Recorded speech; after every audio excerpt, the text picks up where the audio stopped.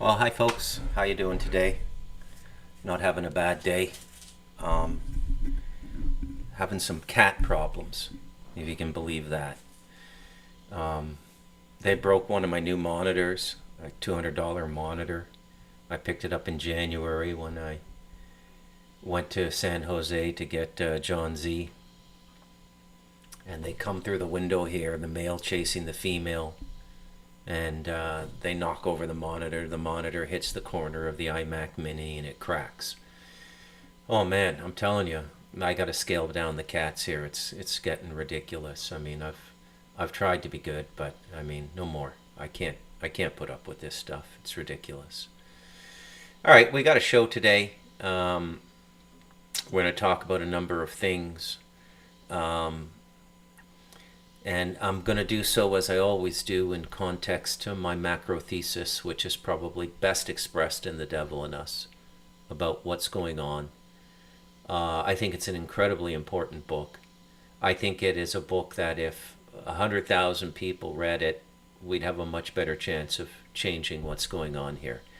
We'd have tools, we'd have methodologies, we'd have ways of dealing with this situation. But right now, we're just, I don't know, kind of like running around with chickens with our heads cut off. There doesn't seem to be any kind of organization or anything like that going on here. So um, it's very interesting to see. It's um, you know very fascinating to watch what's going on in the world now. And that's what we're going to do today. We're going to take a little look at the stuff that's going on in the world, some of the stuff that is I don't know, let's just say difficult for us to look at. Um, Hi Chris, hi Mike. Um, and just, talk about it a little bit because I got to be very selective in my language here too, because the last thing we need is any kind of reactivity. I don't think reactivity can help us at all in this situation. I don't think it pays to be reactive at all. Um, so I'm not going to be reactive. Reacting is always a losing game. It's only if you have no other choice. Like it's a reaction to bring your hand up to block a blow coming to your head. That's a suitable reaction. But reactions are generally negative. Okay, so if you're forced into a reactive cycle, you're in a negative cycle. The positive state of life is where you get to be active. You get to do your actions and then live your actions. Okay, and if your actions are sound, you're going to have a good life. If your actions are unsound, you're going to generate turbulence in your life. The effect of your actions and your thoughts is going to come back to you. So let's begin to deconstruct this, okay? Because it needs to be deconstructed. Are the immigrants absolutely terrifying? I don't think this has ever worked in military history, where you bring in a bunch of like undisciplined, disorganized people into countries like the UK and the United States and Canada and expect them to operate as a civil militia and take the country. That would require some form of command structure, which has not revealed itself yet. The agencies in charge of this mass migration and precarious situation for Westerners have maintained the cover story that this is emergency relocation for immigrants, and they often use climate change, that the parts of the world they're coming from are not livable, and the reason those parts of the world are not livable is because of the way we've comported ourselves for the last 100 years as industrial nations in the West, perpetrating fundamental changes in our environment centered on gravity due to carbon. I don't believe it. I think that David Dubine is right and that the sun is just changing, and that's all there is to it. So it's a non-issue for me there. I just simply do not believe it. But it's not that scary. I mean, you got 330 million people in the United States, so you've got 3, 5, 10 million people. Who's going to arm them? There's talk now, there are stories leaking out in the UK that the immigrants are being armed. That they're, and you know, what are they going to do? How are they going to run Britain? How are they going to run the United States? What's that going to look like? Right? And at the end of the day, who does this all serve? Whose agenda is this? Okay? You guys know how I think about this. I think this is largely a Zionist agenda. I think they're one of, if not the most evil force on the planet today. I think they're more evil than the Nazis ever were. For me, the ideal outcome of World War II would have been an end to both the master race and the chosen people. Those two ideologies should have died in World War II. We should have achieved equality of peoples. But one of them survived, and they're the same ideology in two different forms. Okay? Makes you wonder what they figured out in Germany. And they were very occult literate as well, remember. And this is an occult mystery. At its root, this is an occult mystery. Guarded secrets. Secret societies. And most of them, as we know, go back to the Zohar and the Kabbalah. Okay? So we're in the middle of it right now. If you were to try to find something out there that matches what we're seeing happening, the only thing you would find is the Zionist agenda for an androgynous people, centralized authority from Jerusalem, and conversion to Noahide law or death. I know, like when you say it out loud, just that simply and straightforwardly, a little voice in your head says, oh my God, did you just say that? Oh my God. Did you just say that, Bruce? And there's all this programming in us to tell us, oh, don't think that. That's it, that's this, that's that. Don't think that. But at what point do you have to think it? The Brits have to think it now. They got no choice. They have to think about it. Okay? Now, I'll be honest with you. I really don't know where to go from here. I did a very good job of explaining to people what the problem is. I think The Devil in Us is as clear an explanation of what's going on this planet as you're going to get. Doesn't go into all the detail of other books that focus on one topic. You can get entire books on Roswell. I mention it in one chapter. But remember, my book is a much larger thesis. It's about a great pivot in the human race, one that they've been planning for who knows, like an almost indeterminate period of time at this moment in history. They've been preparing for this for a long, long time. Okay? This is what they've been preparing for. There are groups of people on this planet who think they're going to run this new world with its new rules, with its new gender assignments. And let's be honest about this, okay? And I think I'm a fair and balanced person to talk about this because my birth into the Abrahamic systems as a Roman Catholic, serious Roman Catholic family, like we went to Mass every Sunday till I was 15, and then I was given the free will choice to go or not go. I chose not to go. And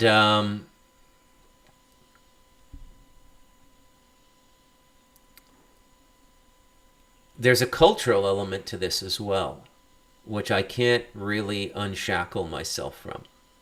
So culturally, I'm Christian. And this is an idea that I picked up on because Richard Dawkins, the famous British atheist and humanist, who not a lot of people like on our side of the fence, but he said something really moving to me a few months ago. And he was talking about the Islamification of Britain. And he said, look, I think that this notion of God is, as I've said, I think it's a human invention. I think it's nonsensical. I don't think it exists. I think when we die, we cease to exist. There's no consciousness. Consciousness is the product of the biology. Very spiritually cynical. And, you know, let's talk about that for a second. Anyways, I'll finish my point. Dawkins gave commentary about, like, how, look, he doesn't believe in the God, but he was very comfortable in a Christian culture. And these cultures are the best in the world. Let's be honest about this. There's a reason all these immigrants want to go there. But they don't realize when they kill our process, our way of doing things, they're going to turn those countries into shitholes like the ones that they left. Because they're fucking stupid. Okay? And why are they stupid? Well, let's go back to what I said yesterday, okay? Let's take a closer look at this, because I'm not the only person saying this. I think a part of it was inbreeding. This is your own theory. No. Look at Someone else has a Muslims and theory? inbreeding, major problem. I've never heard this before. Especially with immigrants in Britain, like the Pakistanis in London. They'll have all kinds of serious inbreeding problems because that's an even smaller sample size you're dealing with. Strap yourself in for this. 70% of all Pakistanis are inbred. And in Turkey, the amount is between 25 to 30%.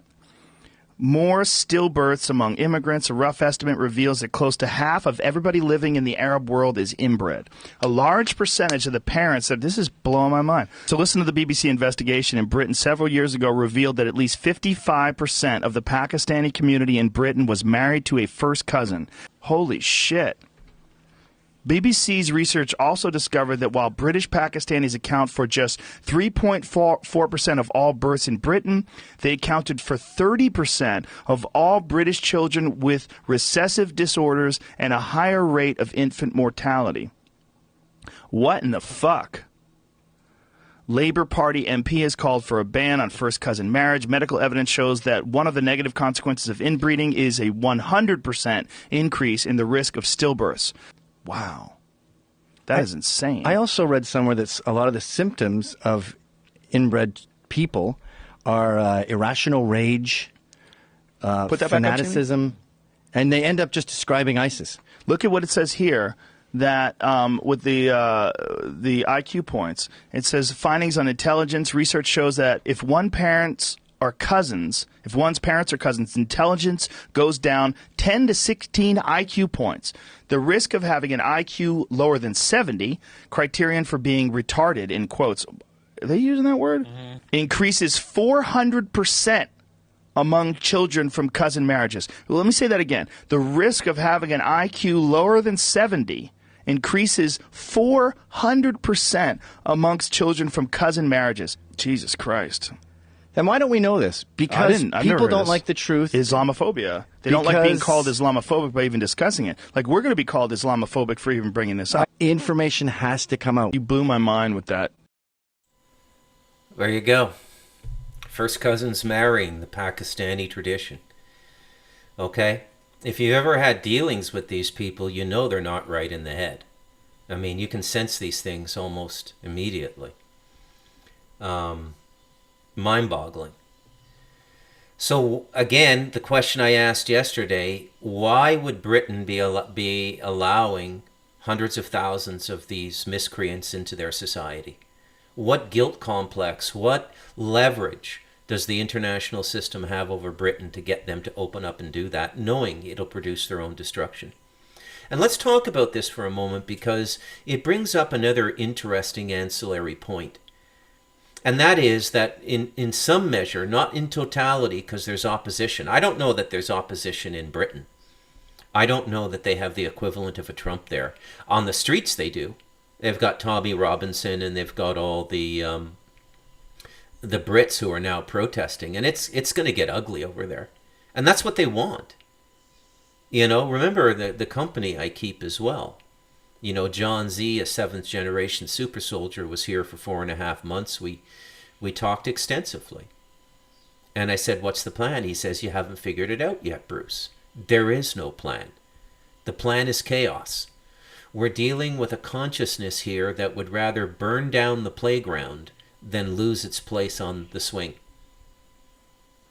Okay, this is the level of negativity we're dealing with. This is why I write books like The Devil in Us, so people can conceptualize the darkness that we're dealing with and not be naive about what it's capable of. At its core, this is a completely psychotic system run by inbred psychotics. And the Ashkenazis are inbred psychotics just like the Pakistanis. Okay? Let's take a little look at where a lot of this comes from, where we got a lot of this stuff, okay? This is the origins of the United Nations, and for those of you who don't know, Helena Blavatsky, New Age mystic in the early part of the 20th century, was very instrumental in the formation of the United Nations.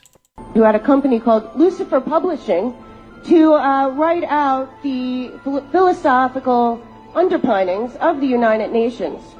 She turned it into something called Lucis Trust, which still to this day exists at the United Nations as a meditation room with a big black cube in the middle and 1,000 points of light coming through the roof. And she wrote the 10 rules for the one world government, which still exists at the United Nations today.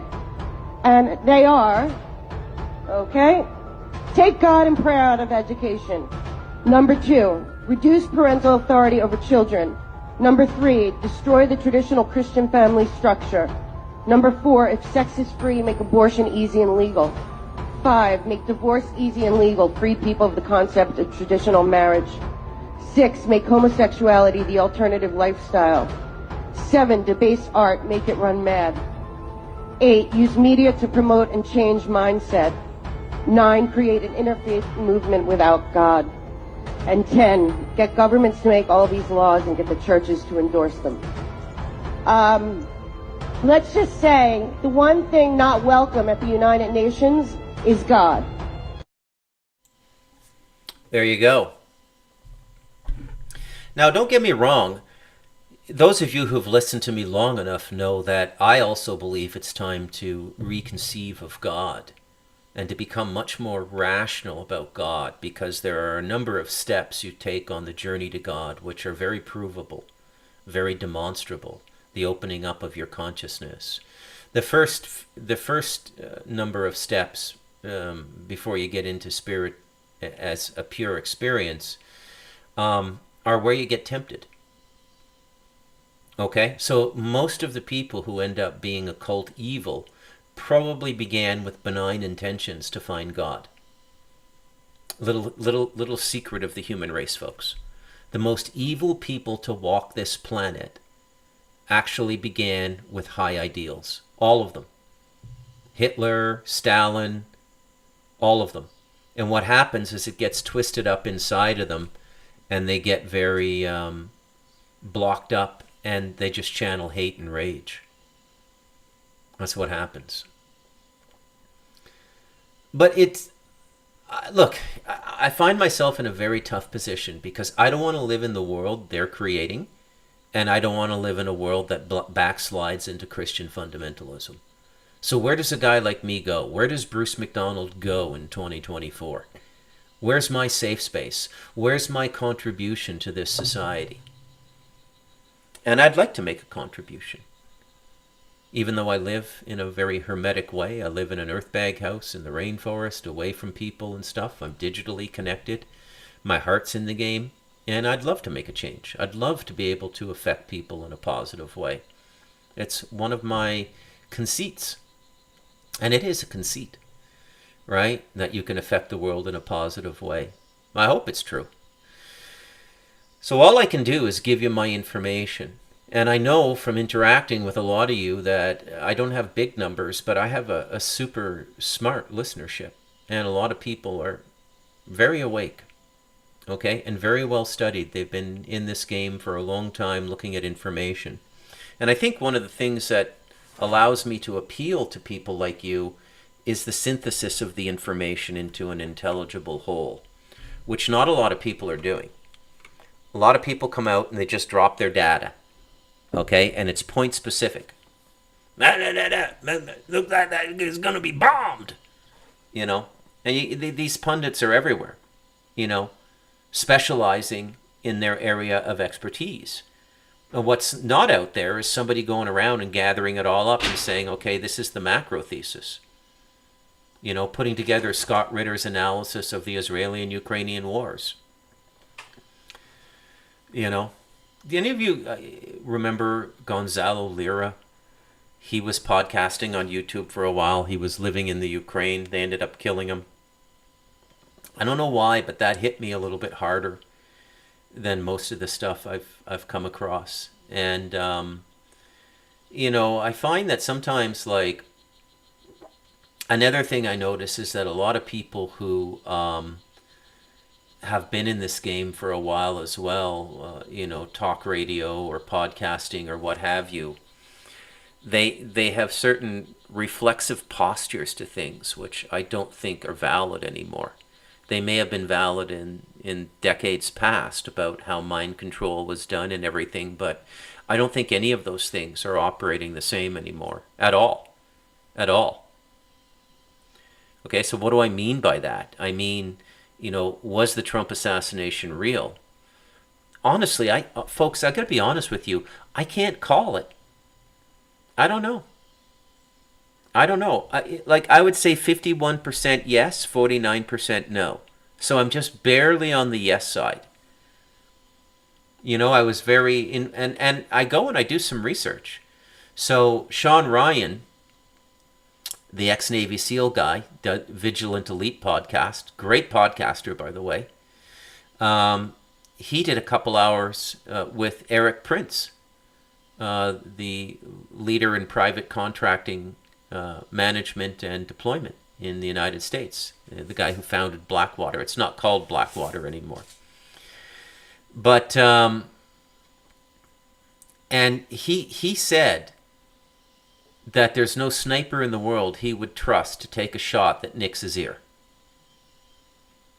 So, and I don't see how they could do that, you know, and choreograph it so well. I think they really tried to take the guy out. 51%. Now, there's a lot of people out there who they don't think anymore. They just, oh, it was a setup. Gonzalo Lira was an agent. Really? So committed to his role for whatever intelligence service he was working for that he killed himself, or allowed himself to be killed. So he was an uber patriot, is what you're telling me. It just doesn't make any sense anymore. These things are really happening. Gonzalo Lira was really killed. And why? Because he was telling the truth. Telling you how the State Department was stacked with grandchildren of Jewish survivors of the Russian pogroms.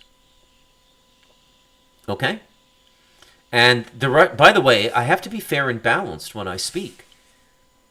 Okay? The Russian pogroms were real. They really did. Like, Eastern Europe had a different relationship with the Jews than Western Europe. You know, from the time of Christ until about 400 years ago, it was not easy to be a Jew in Europe, and especially difficult in Eastern Europe. Okay? The idea of anti-Semitism is not invalid. It's not propaganda. They really are a targeted people. People do not like to live with them. Non-Jews do not like to live with Jews. They seem to understand that themselves, which is why I think they want their own state, where only Jews live.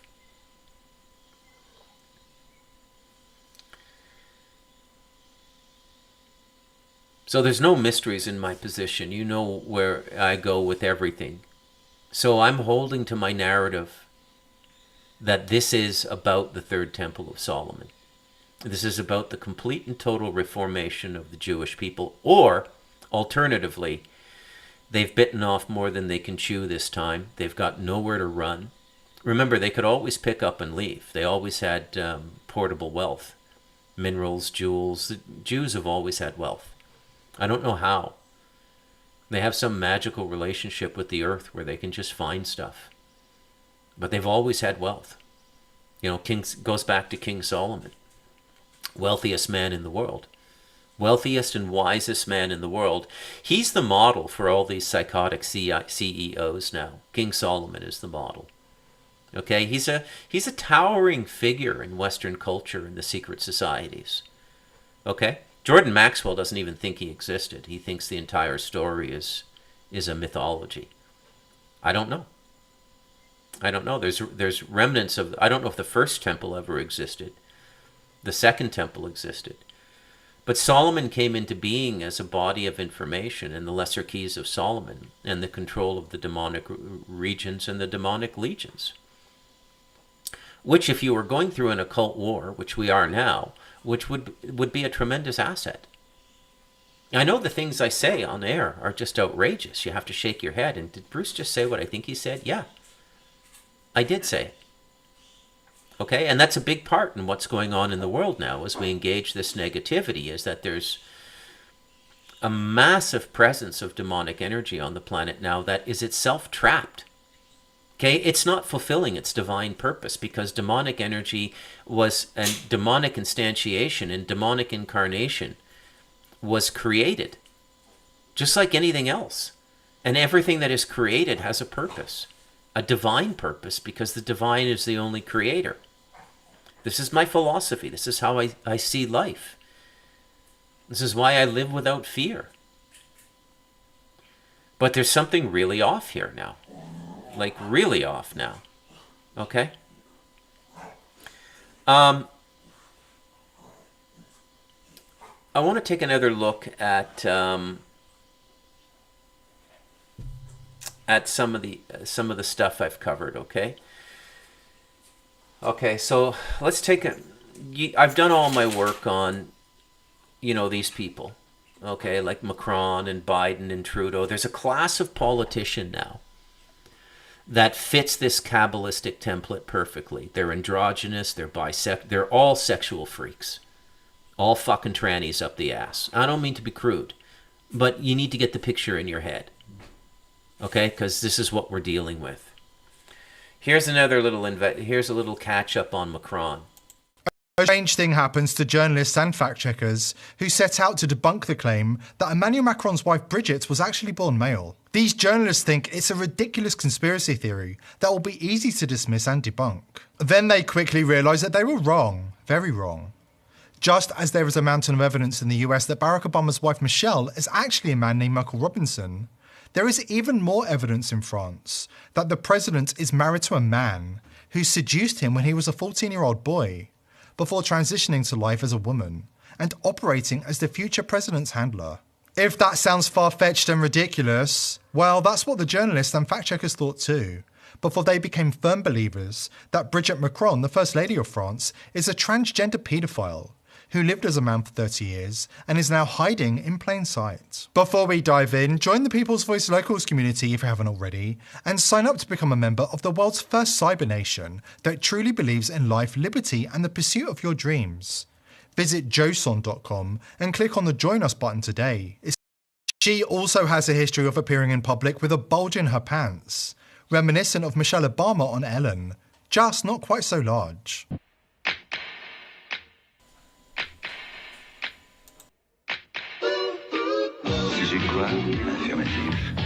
So one of the reasons that they put all these freaks in power is because they can't say no. Could you imagine walking around this morally and spiritually corrupt and invisible powers having this power over you to go public with this at any time? According to Macron, who vowed to sue anybody who pushes what he called the false and fabricated theory, the worst thing is the false information and fabricated scenarios. Macron is on the warpath, and he's even sending French Secret Service to interrogate and bully journalists and citizens who are investigating the truth about his wife's shady past. But here at TPV, we refuse to bow to young global leaders when they order us to stop reporting on something.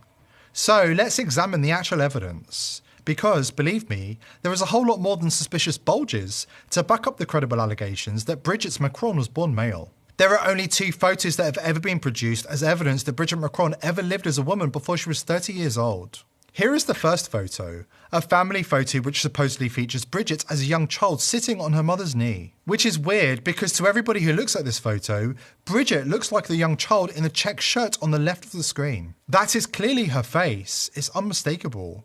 The young child on the mother's knee doesn't look anything like Brigitte. Let's examine photo 2, that the elite have presented to try and prove Brigitte had a life as a young girl. There is just one problem with this photo. Brigitte is over 70 years old now.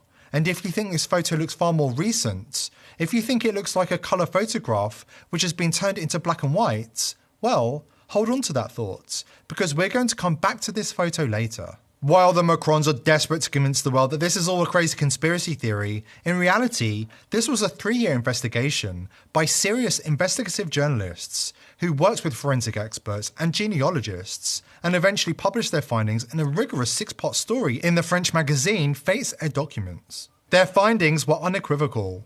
Brigitte Macron did not exist for the first 30 years of her life. Let that sink in for a moment. There is no proof in this world that the wife of the French president existed for the first 30 years of her life. This should be a very easy theory for the elite to debunk. Think about it. If someone came up to you and said you didn't exist for the first 30 years of your life, you could show them all sorts of photos from your childhood, your high school yearbook, and photos with your family and friends who would all come forward and vouch for you. But Brigitte can't do any of this. Don't forget, Brigitte Macron also has 3 children. But she can't provide photos of her pregnant with any of them. Nor are there any official records that she gave birth. She can't provide photos of herself as a young mother. Instead... So why do we keep seeing this pattern repeat itself again and again and again? What does it remind you of? It reminds you of the Obama-Kenya story, right? Now don't get distracted, because that's what they want to do. They want to... Remember everything I've told you, everything I've taught you about the enemy. The weakness in the enemy is their strength, and that it is that they don't feel. Okay? And so because we're feeling beings, which is our connection with the divine, our feelings can be turned against us. And they're masters at doing it. I mean, it's easier for them to control us than it is for us to control our pets. Okay, they're absolute masters at doing this. So you've got a very shady backstory with Justin Trudeau, an NDA signed, non-disclosure agreement with a girl. He signed it with her parents. He had to leave a private school. Remember, it was only like 1 kilometer or 2 kilometers, which is 200 yards, 200 meters, where he lived, was from the Robert Pickton farm, Canada's most prolific serial killer. And the NDA was about an inappropriate relationship with a minor. Okay? So you look at the Biden, you look at the Obama story, you look at the Trudeau story, you look at the Macron story. These are Kabbalistic drop-ins, okay? Doesn't mean that they're read in and that they're fully initiated and that they go to occult rituals. It's that they have been seduced by this lifestyle of sexual abandon, because it's not a sexual preference. Okay, what I mean is it's not a romantic preference living this way. Okay, it's like you're talking about a sexuality that's on par with heroin addiction, right? By the way, sex is the most addictive thing in the world. Okay, it is the most addictive thing in the world. Okay, it's worse than any drug. And people who cross lines and get into this kind of sex, it's very hard to get out. Henry Miller wrote, famous erotic writer of the 20th century. He was a good writer, actually. Tropic of Cancer is a good book. But Henry Miller wrote that the problem with abnormal sex is once you indulge in it, you can't go back to normal. Okay, so these guys are gone, man. They're gone. Let's get back to this. the Macrons are sending the Secret Service out to intimidate journalists. While Natasha Ray was working on the 6-part investigative report, she was detained, interrogated, her phone was confiscated, and they demanded to know what evidence she had gathered and who she shared it with. This is not something you do when you are telling the truth. Natasha Ray is not the only victim of the paranoid Macrons. A liberal journalist, who thought it would be easy to debunk the report because Bridget Macron is obviously a woman, found to her surprise that she could not debunk it. As she reported, the investigation was watertight, the facts were verifiable and undeniable, and the conclusions drawn by the investigators were unquestionable. She too was tracked down by the Secret Service, interrogated and intimidated. So, what is this rigorously detailed theory the journalists have put forward, and why are the elite so desperate to cover it up? Have you ever wondered what happened to the legendary Chuck Norris? I recently saw a video he made and I was shocked. He's in his 80s and still kicking butt and working out and staying active. What's even more shocking is he's stronger, can work out longer, and even has plenty of energy left over for his grandkids. He did this by making just one change. He discovered Vigano did not hold back in his criticism of Macron, referring to Bridget Macron as a transvestite. The Archbishop Vigano was the guy they excommunicated from the Catholic Church. And if you remember when Rabbi Shmuley did his interview with Candace Owens, he severely rebuked her. He yelled at her. He lost his composure and told her to stop talking about homosexuality or bisexuality or people. And he specifically mentioned Macron's wife. He said, stop talking about that. There you go. I mean, they're not even, if you have the eyes to see it now, it's everywhere. I mean, it's everywhere. It's absolutely unavoidable. Also directed his ire towards Barack Obama, describing his wife Michelle. Oh, one other thing. And there's a lot of soft approach to this as well, okay? The deformity of sexuality. Like, I happen to watch a telesync copy. I shouldn't admit this on air, but anyways, I have a VPN, so I watched a telesync copy of Deadpool and Wolverine, and I had seen the first two Deadpools, and I watch them now as a kind of cultural observer, okay? I mean, they're not that entertaining. I don't think they're good movies or anything, but there's a weird fascination I have with them because when you look at this Ryan Reynolds guy, this Canadian guy from Canada, he's straight, he's married, he's got kids and everything. But you look at the scripts he gets and everything, does he know he's gay bait? I mean, what's with all the gay humor if he's not gay? Does he have an agent or does he have a pimp? If you're wondering what I'm talking about, just go and watch the trailer. I know for those of you who follow the Marvel Universe, the Time Police show up at his house and they've got these sticks, and if they're like cattle prods, and if they touch you with them, you disintegrate. And his first line is, "Slow down there, friendo. Pegging's not new for me, but it is for Disney." And it's just like half of the script revolves around his ass. It's like soft gay porn. And it's just, anyways, enough of my friggin' ranting. Obama as a muscular man in a wig. He could have also mentioned Chuck Schumer's wife, Iris Weinshall, and countless other wives of political leaders with dubious backstories. But let's get back to the first alleged photo of Bridget Macron and the family scene. The theory put forward by French investigators is that Bridget Macron was actually born Jean Michel Trognu. That is the young boy you are seeing in this photo on the left of your screen. That would make Bridget...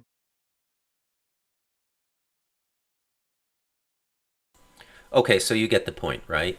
I mean, I don't need to go through the whole video. It's like 14 minutes, but that thing hasn't died down. So again, I come back to what my role is here. And, because when you step into something, you step into it. And I don't want to step into something and get myself all, messed up karmically or spiritually. I just want to make sure my words are true and balanced and productive. that my language and the things I say are productive. We know what they want. They want violence. We know what they have. They have these immigrants. But they still have the problem of motivating these immigrants to violence. I know stuff's happened already, like the 3 little girls at the Taylor Swift dance recital stabbed by the Rwandan psychopath in the UK. Just walks into a children's dance recital and stabs 3 children. The teacher got stabbed twice, shielding other children. This is why the UK was set off. Okay? What is the UK doing about that? Look at this. The time's 20 to 3, 1440. I'm arresting you on suspicion of improper use of the Electronic Communications Network under Section 127 of the Communications Act, okay? So you do not have to say that may harm your defence if you don't mention one question, something which you later are in court. Anything you do say may be given evidence. Do you understand that? So I'm actually being You're arrested? going to be arrested, okay? Right. Take you up to the police station. Right. Ask you, okay, this is in relation to some comments that you've made on a Facebook page. Okay? Oh, really? Oh, it's a Facebook crime, is it? Okay. Right. So we need to ask you some questions about that. Right. Have you got anything in your pockets, Thomas? I've got my keys. No, that's about it, I think. Keys. So, anyone who's been arrested, we can search them under Section 32 of the Police and Criminal Act. Right. And that's for dangerous items. You said I was going to be arrested under some what information? I'm going to be We've had arrested for reports that posting on you've made Facebook. some comments that are offensive, obscene, and people have made a complaint about that, and it's And can you tell me what this comment was? Okay, well we'll do that when we interview. All right. And so, Okay. what am I going to be locked up for the night, or? Hopefully not. Hopefully not.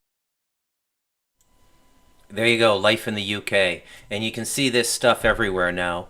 There was a guy convicted and sentenced to 24 months in prison for selling anti-immigration bumper stickers. There was another guy sentenced to 15 weeks in prison or in jail for Facebook comments. Meanwhile, the inbred packy fucks are running child sex trafficking rings, raping the British children, grooming them, and being let off with a slap on the wrist. So, it's the 2-tier policing. Right? Now remember what their goal is. Their goal, like none of this is accidental. This is what you have to remember. Warfare is the absolute disciplined state of mind. In warfare, you cannot let your emotions run away with you. And we're in war now. And the main weapon of the enemy in the enemy's purest form is to manipulate human feeling, because they're absolutely objective about how we feel, because they don't feel. They're not tangled up in feeling. Okay? So if this is what they want, how do you get around that? How do you circumvent it? How do you avoid the violence? Right? I don't think there's any real intent in the UK Muslim community to make Britain an Islamic nation. I don't think that. I think in preparing for this video today, I watched a lot of videos, short videos on X and stuff like that, just to get a feel for it and to make sure that I was interpreting things correctly. Man, you can see Muslim women with the hijab on X talking about truckloads of guns being brought to immigrant neighborhoods. They're arming the immigrants. You can see all kinds of interviews with British Muslims who don't want Sharia law brought to the UK. So it's all a manipulation. It's all just a bunch of bullshit to get you going, to get you wound up, and so on and so forth. Are bad things happening? Yeah. Yeah. A guy I used to know I still know him, a guy from Rev Radio, Jer Bear, he got stabbed going to pay his phone bill. Just some random crazy immigrant dude stabbed him. You hear the cat in the background? We gave away her 3 kittens, and she comes out every day and looking for her kittens. Yeah, they found a home, buddy. And no more cats here, man. They broke my monitor. I mean, I was ready to kill them when I woke up. So the number one thing is to stay spiritually balanced, and you do that by spiritual practice every day. You can't skip a day. You got to approach your spiritual life now the way Joe Rogan and those gym rats approach their physical life. You got to be disciplined. You got to be focused, because number one, you're not going to make the cut if you don't raise your consciousness, if you don't get into loving space, despite all the conflict in the world. Migrate to loving space. Empathy, compassion, no matter what the circumstance. Empathy, compassion. Okay? And that's for everybody. The inbred Pakistanis, the inbred Ashkenazis. It is what it is. They exist. They're psychotic. They have this Kabbalah. They've been armed to the teeth with occult warfare technology. And it is what it is, though. Hang on a sec.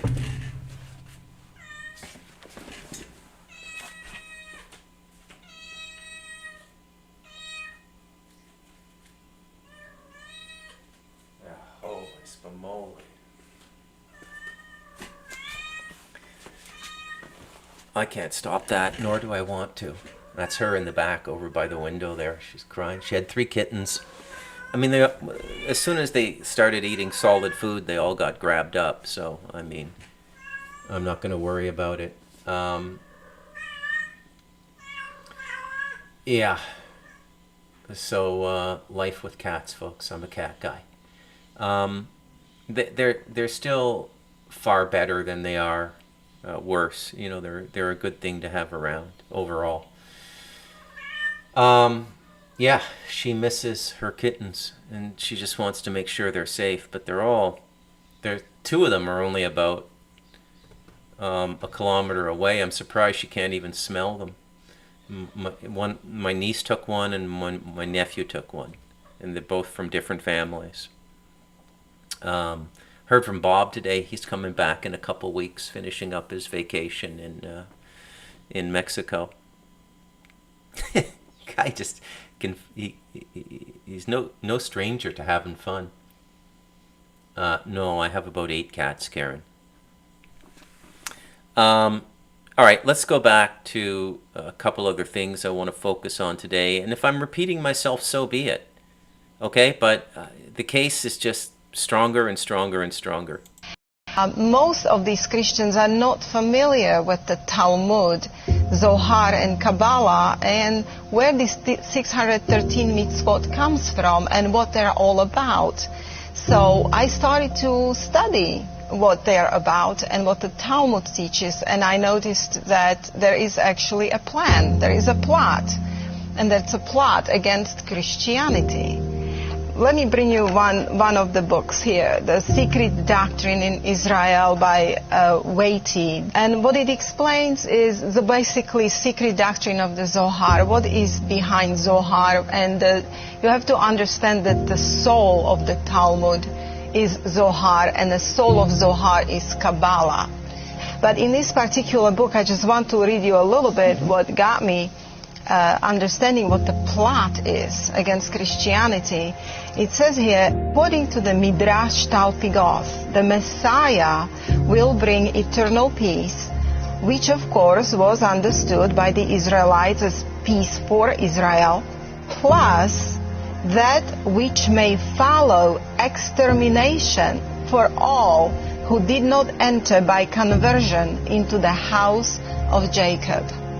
So basically what they teach is that if Gentiles or Christians do not attach themselves to the Jews, they will be exterminated. And of course, we are well known for our Noahide laws, that we brought this to a light. So then you go to Talmud and you start reading what is the plan for Gentiles. You see, Judaism is a 2-tier system. Judaism puts the wall of partition back. It's the Jews and non-Jews. And according to Judaism, non-Jews are different species. Now, they are building their own kingdom. It's the Jewish earthly kingdom with headquarters in Jerusalem, where their AI Messiah will be, and they're going to rule the world through the law. You know, it will be international, one law, one religion, basically, Luciferian religion. So yes, in a Talmud, this is the Jewish earthly kingdom, and this is why the Zionist Christianity have embraced Kiliism, which is a focus on earthly millennial kingdom. And this is how Jews and Christians are getting together, and Christians are so deceived thinking that they are working for the good thing, for the Jews, like they're helping the Jews. The Jews are supposed to get this kingdom. Yet this is Zoharic doctrine, and it does not have good intention. As I said, that they want to rule the world, they want to get Gentile riches, and they want to rule the Gentiles. They don't consider Gentiles fully human beings. And in fact, as an end game, they have this strange doctrine, Adam Kadmon doctrine, which Adam Kadmon originally was, according to Zohar and Talmud, he was androgynous.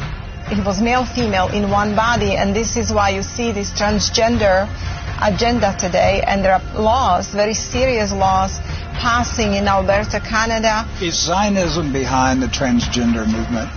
Yes, it gets its origin in Zionism, and it gets its origin in the Talmud, Zohar, and Kabbalah. It's a Kabbalistic doctrine of Adam Kadmon, which is eventually they have this doctrine called Tikkun Olam, repairing the world. Yes. So how do they want to repair the world? They want to bring it to the original. Who was original Adam? He was androgynous. So now they're putting specific things in food and drink, and they're basically their end game is to make humans that on Earth that will survive whatever it is they're bringing androgynous.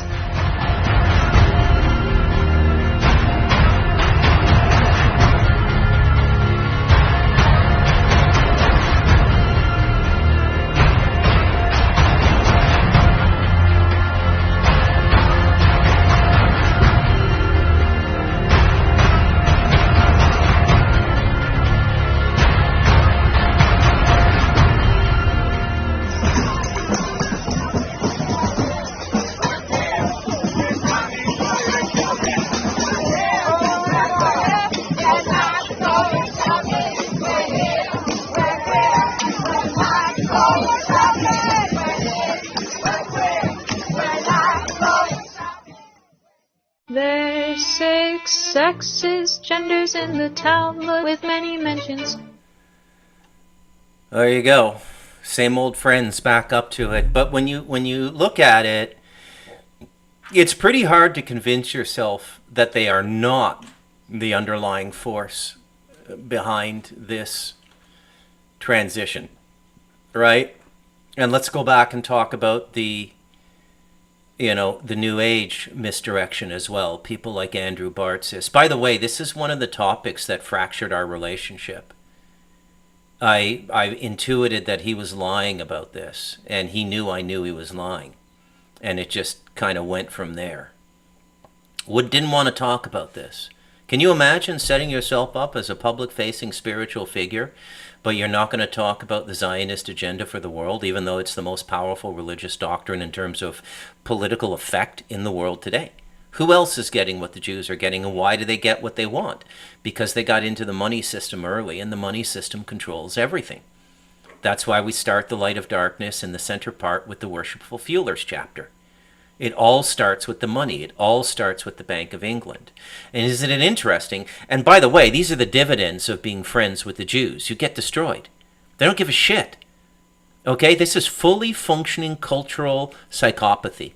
Judaism is a fully functioning psychopathic culture. They're psychopathic. The more orthodox, the more psychopathic. Okay? If you could allow a doctrine to convince you that you need to kill 98% of the human population, because there's 8 billion people on the planet and there's only 15 million Jews. So you have to kill 99% of the population to survive.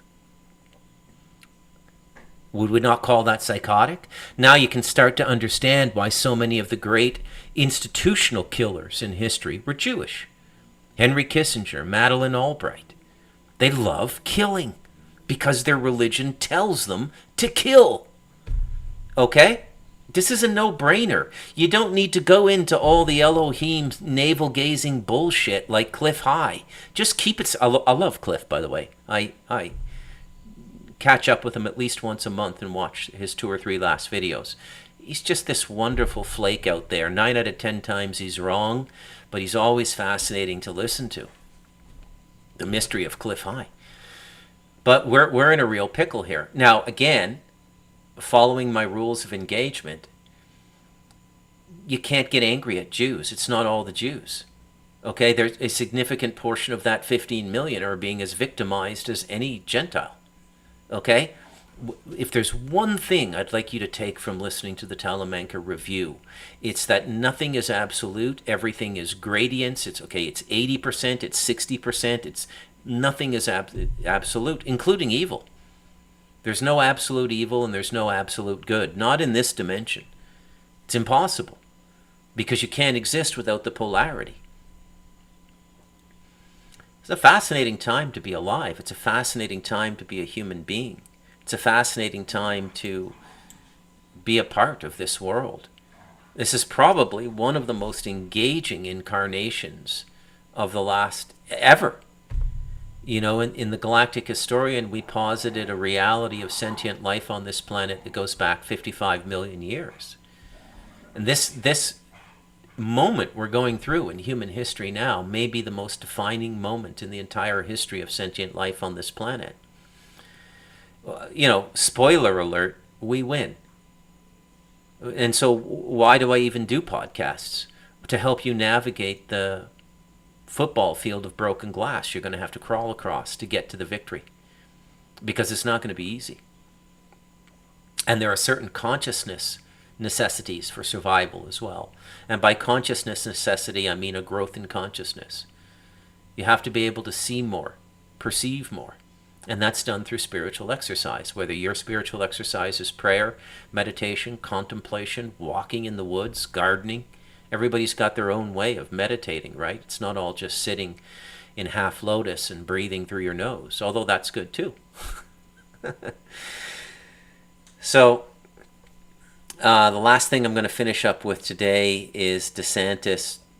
So you saw Kamala Harris's choice for vice president, right? Here's the dude. I'll take some questions in a minute, but just first let me offer some comments about Kamala Harris picking the governor of Minnesota, Tim Walz, to be the vice president. We all remember the BLM riots of 2020 in Minneapolis. Those were riots that Harris egged on and raised money to bail out the rioters with the Minnesota Bail Fund. And they're riots that Tim Walz, as governor, sat back and let happen. He sat back and let the city of Minneapolis burn. That city has been gutted as a result of those riots. We would never allow that to happen in the state of Florida. So this is a ticket that really represents the spirit of those 2020 BLM riots. And you have a very vapid San Francisco Democrat, and then you've got a Ilhan Omar-style leftist, Tim Walz, who has the same policies as his fellow Minnesotan Ilhan Omar. We do not need an American. So there you go. And by the way, that's the dichotomy they're setting up, okay? So you should be able to see it very clearly now.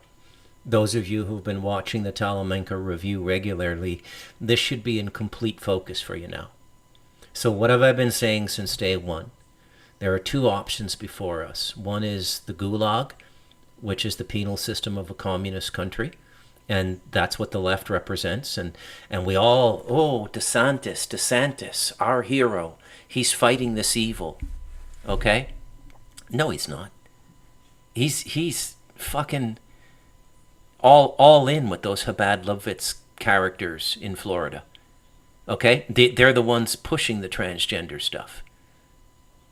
Okay? Jared Kushner's a fruitcake too. He's like Obama, Macron, and Trudeau. That's what they do. Is they do a show marriage, like Ivanka Trump is a show marriage. They might have kids. Whether they actually have sex to have those kids, I don't know. Or whether it's just some form of transfer of the male seed when she's ovulating, I don't know. But I'll tell you right now, Jared Kushner likes getting fucked in the ass. He's a catamite. Okay? They're all catamites. They like getting fucked. There's a reason Macron's wife has a dick. There's a reason Obama's wife has a dick. They like getting fucked in the ass. They're catamites. Okay? By the way, I've said this before, but I feel the need to repeat it. That's an extremely unhealthy practice, sodomy. You talk to any nurse in a hospital about, tell me, just if you have any nursing friends who work at hospitals, ask them about the problems of homosexual self-injury due to sodomy. And they'll tell you about the polyps, the tearing, all the needless surgery and medical procedures to accommodate homosexual sex, which is not natural and destroys and causes tremendous disrepair to the body. Okay? Because the lining of the anus is not meant to be prodded that way with a penis or with a dildo or with whatever. Okay? It's fucking common sense, man. But here we are. And there's all these people now, and Trump's one too, I hate to tell you. Like I said, I mean, at a certain point, the choice is going to become manifestly clear, and there will be no avoiding it. Okay? No avoiding it whatsoever. If anybody wants to call in, now's the time. Otherwise, I'm going to wind it up.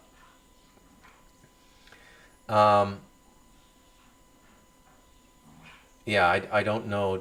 I didn't reading a comment there from Mike. I didn't know that Tulsi had, done whatever.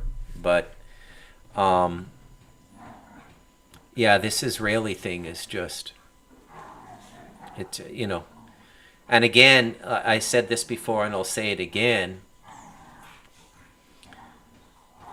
By the laws of, now the dogs are going at it, by the laws of spiritual evolution, the entire system is Jewish. You're a Christian Jew or you're a Muslim Jew, but you're a Jew. And the reason is there's 28...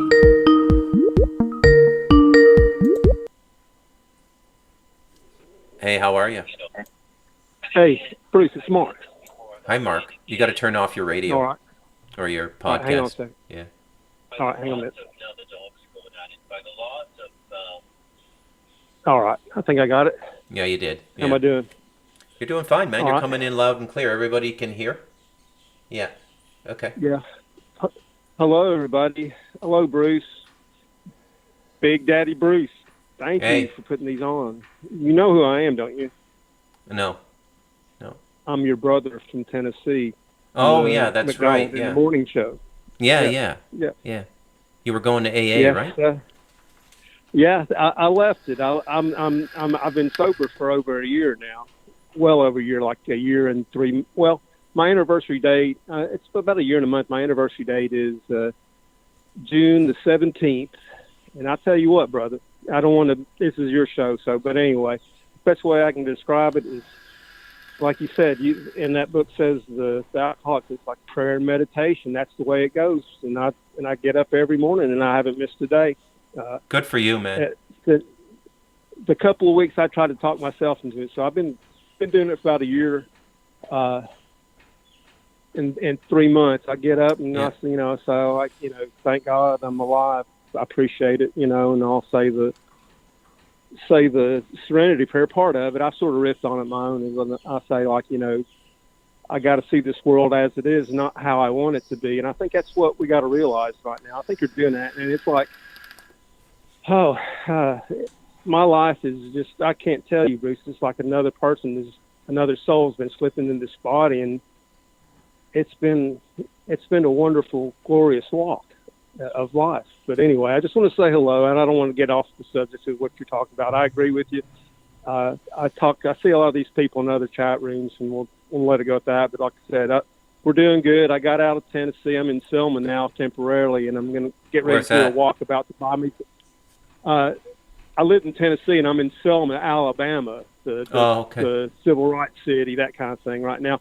Just temporarily, me and my sister sold the house in Tennessee, and just gathering the things I'm going to be putting, getting some stuff in my truck, and I'm going to drive around the country, me and my dog, and I'm going to take it in. I have been on a lockdown with the Michelle Pfeiffer thing. I didn't take a job or take no money. I've been living hand to mouth. But anyway, la-di-dee, la-di-da. But it's sort of like a man let out of prison in some ways. Going to do a little drive around the state, see how that's going. But find me another place to live.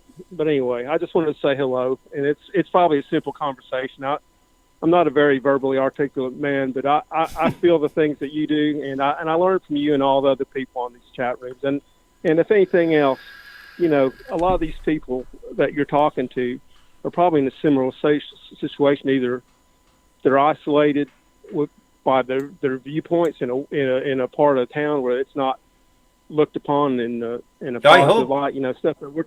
I hope you're wrong about that. I truly hope you're wrong about that. I hope people who are coming to consciousness do not feel socially isolated, because the whole point. Go ahead. Go ahead. What I'm saying is, it's not that. It's like between you and some other podcasts I listen to, it reinforces myself. It doesn't make me feel so isolated. You know, I've listened to you for a while. You know, when you were on before, I think you were hanging out with Jimmy Jean, and then you went on to his radio podcast station with your McDonald in the Morning thing.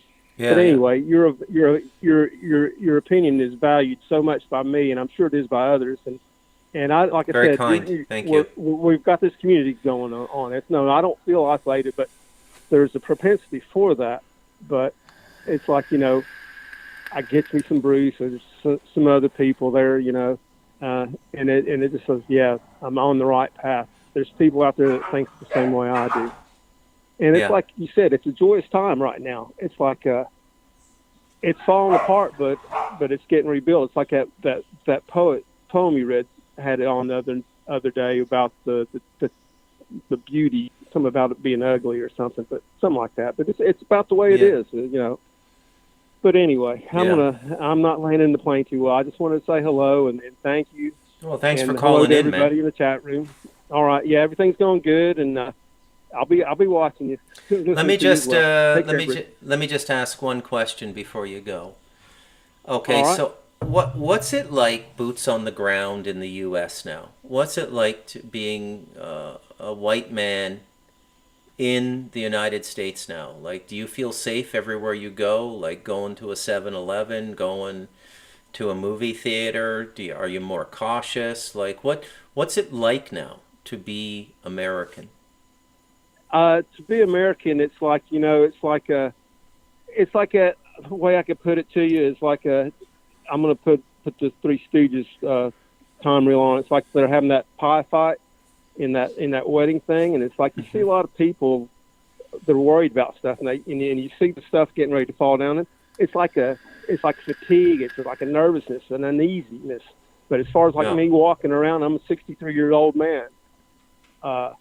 And my perspective about life is a lot different. It's like, you know, but it's not that bad. It's just like people's heads are exploding over here, but in some ways good, in some ways bad. The truth is being revealed, and sometimes their intelligence can't articulate or, you know, manifest an action to go along with it. Say like what we're talking about now, to meditate, to pray, and to, like you said, to know what's yours and what's not yours. And that's like these people, but anyway, it's like, but that's okay. I'm not mad at them. I don't look down on them. They're not, you know, I see that a lot, but I've been living in like the town that I lived in before this was like a suburbia. It was like a satellite city, a bedroom community of Chattanooga, But I'm living in Selma, and it's very rural. But no, it's I don't see it. I just don't think the games they're playing, these people are so removed from it, or they're aware of it, but they don't really know what they're aware of, if that makes any sense. Yeah. But I see that there's an uneasiness around a lot of people. I guess it's just like the fear mongering. They're playing on our feelings. Why do you like they can? Why do you connect with my message and my voice, Mark? Why me? Why? Yeah. Because I tell you what, when you were on with you just cranked it up in the mornings. You told me the story of your life, early days. I'm sure it's in that book. But anyway, you talk about your father. Yeah. And how he's an alcoholic. It's like, Bruce, you're a trusted voice in my opinion. And it's like you talked me into that. And it's like, but you were saying things that I knew that I didn't act upon. But ever since I did that, and I'll tell you, the biggest thing that made me a trusted voice with you is when you were talking about the Martinists, and you were talking about manifesting things coming to you. And Bruce, as crazy as anything, I saw this crane one night fly out of a big ass pine tree, pardon my French, but at home. And then I got on the computer and I said, like, well, what's the the symbolism of a crane that you see one? Okay, so I looked it up, and so I said, well, I'm gonna think about that crane, and I did like that, and you told me you didn't tell me personally, but how to observe what you were looking at.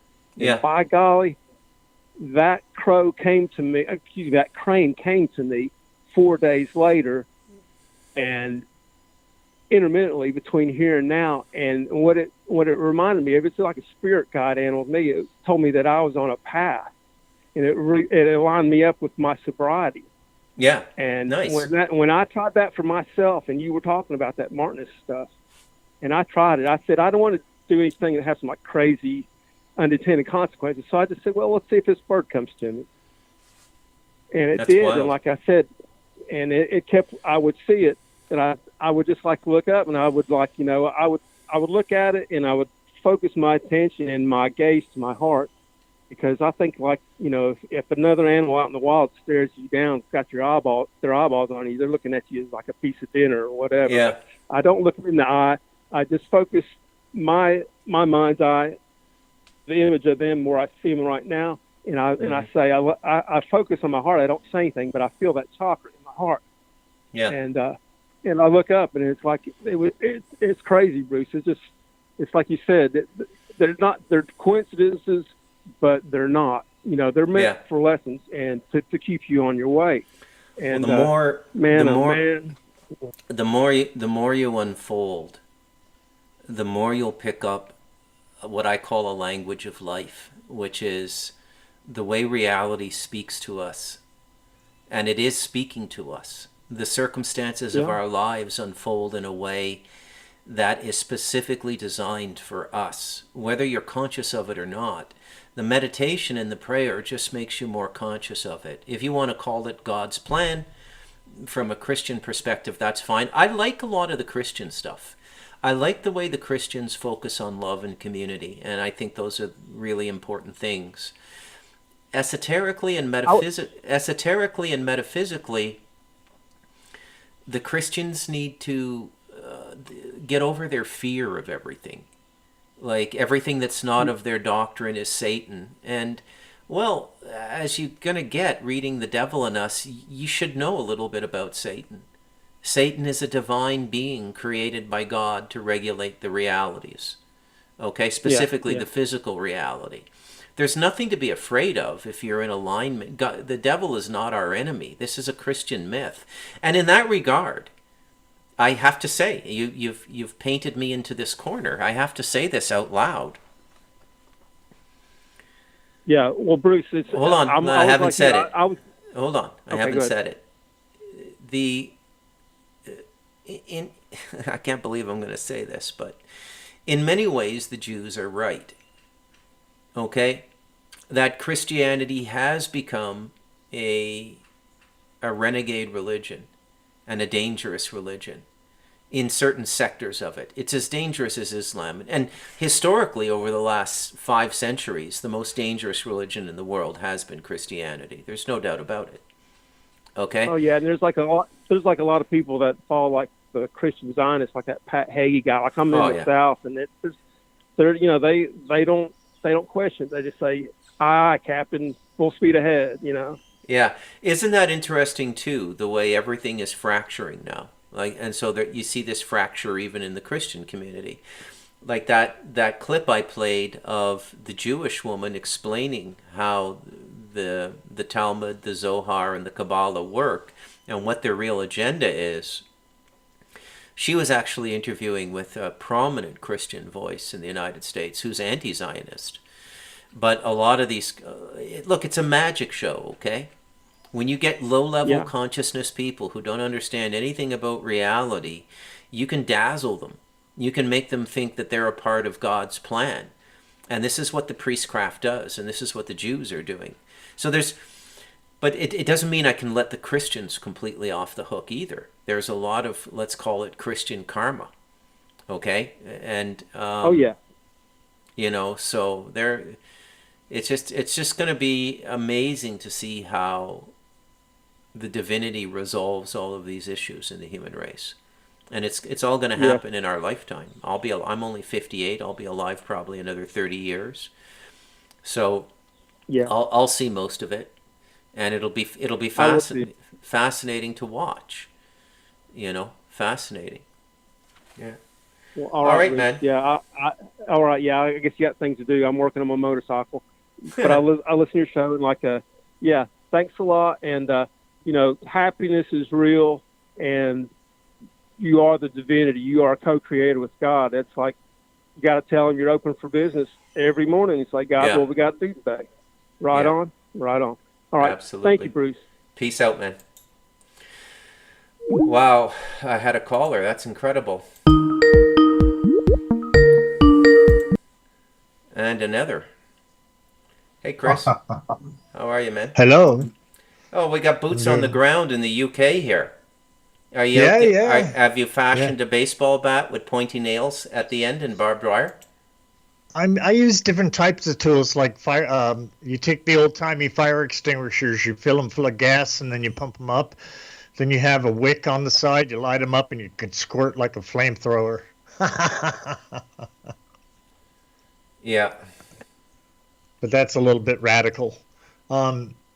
If anything kicks off here, supposedly the English Defense League is coming over to our area tomorrow. But there's not that many Pakistani people here, right? There's a few Indians, a few black people. Well, who are these? Who are those Muslim hordes on the street? The Muslim hordes on the street are mostly Pakistani Muslims from Pakistan, and plus the Antifa people, which are paid by George Soros. He finances shit like this worldwide. The reason that Tommy Robinson was picked for this role is that 10 years ago, when the rape gangs were cutting the heads off of children, he raised the issue back then, and there used to be an English Defense League, but for the last 10 years, it hasn't even existed, right? And so now all this shit kicks off, and the only man to blame is Tommy Robinson, because he's the only outspoken person who fights for the rights of the Englishmen, right? Yeah. And I have no problem. I have a lot of friends that were from Turkey, Persia, fucking Saudi Arabia, all over the place here, right? Yeah. They're not worried about it. They don't give a fuck about it. But the English kids here, they're ready, right? I jokingly said, I know how to make small weapons that will do a lot of destruction. The things that I learned from Timothy McVeigh in Oklahoma City with the mixing of the diesel fuel and ammonium nitrate, which there is plenty of in the farm country here. Yeah. So there are things that the civil people can do to create weapons of a little bit more of a thump. The NH or the United, the police departments here, they don't have. They would have to call in the military. Now that's where you find most of the Englishmen are in the United Kingdom's military. They are the ones that are proud of their country. They're the ones that are pulling the people off the life rafts in the middle of the fucking English Channel, when they're crossing over. See, the border crossings here are done by water. and by smuggling in trucks. Whereas in America, it's just they walk across. But the migrants here are not wanted, right? We do not want them. Whereas the government in America says, yeah, come on, we'll give you a credit card, a place to live, a cell phone. What else you need? Well, somebody wants them, Chris. Somebody has set up the pipeline. Somebody is giving them a cot to crash on when they get to the UK. Somebody is putting food in their stomachs. I mean, they can't just be showing up broke. There would be a crime epidemic. Remember that these types of peoples that grow up in Islamic countries are taught differently than we are in the Western countries.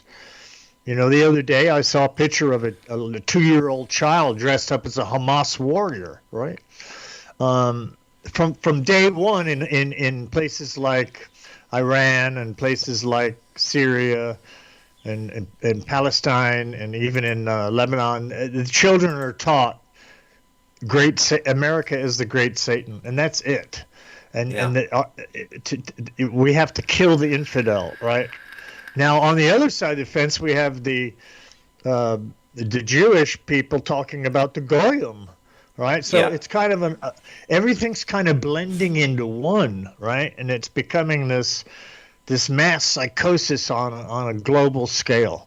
And that's what I think it really is. People like you and me we see it from above, right? We see it from the spiritual realm looking down, where most of these people don't have the capacity to see past their own fucking nose. Yeah. Now, one thing that was interesting, I think you were talking about it, was the Pakistani inbreeding, right? And what the effect of that would do to a society, right? To bring the IQ levels down to where these people are just... They're just 1 inch away from being a chimpanzee. That's as far away from them as they are. Where we are, way farther than chimpanzees, right? Yeah. But those low IQ people, they are grunty. They are easily fucking put to anger. They don't really care. They rape if you rape your cousin and if she doesn't marry you, she gets fucking stoned to death, right? Yeah. Classy. Whereas classy it's culture. Classic. Yeah. And the way you turn a society inside out is let it fucking inbreed. And the Scottish clans knew that thousands of years ago. The American Indians knew that thousands of years ago. Yeah. And then our culture says, oh, maybe it's okay to fuck your cousin. We know it's okay if you're a minor attracted individual. We know it's okay that you can consent to sex at 12 years old in California. Yeah. And it's like hell. I really believe that this world we're in right now, Bruce, is much worse than Sodom and Gomorrah. Yeah. Or much worse than Caligula. Yeah. This is and the it's most en masse evil... now. It's been democratized through pornography and other things. Everybody fucks like Caligula now. Like not me, not you, but the average. This is what I like. Do yourself a favor and watch the new Deadpool movie. Like I swear to God, it's like soft gay porn. It is. It's like remember the Saturday Night Live, the gay superhero duo. I forget what their names were.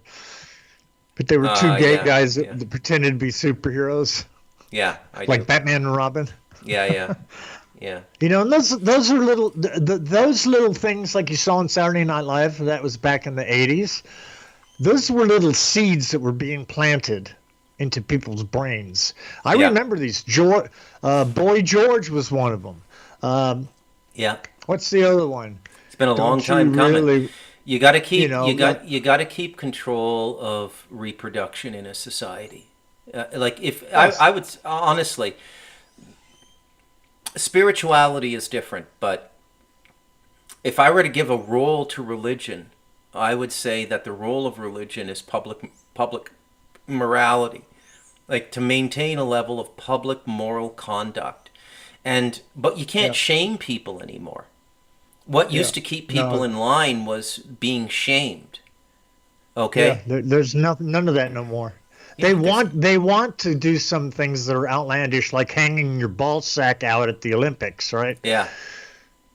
Yeah. They like doing that. That gets them off. Well, yeah, they're perverts, man. They're perverts. I got to wrap it up for today, Chris. That's been a long podcast. Yeah, Bruce. I just wanted to jump in and say hi. Simon Simon is. I was talking to him about you today. Yeah. He needs you to talk. He needs you to talk to him about some personal things, which I think you would really help him out with. But thank you, Bruce. I'll give him a call. All right, we'll see you, Chris. I'll see you. Chris France, ladies and gentlemen.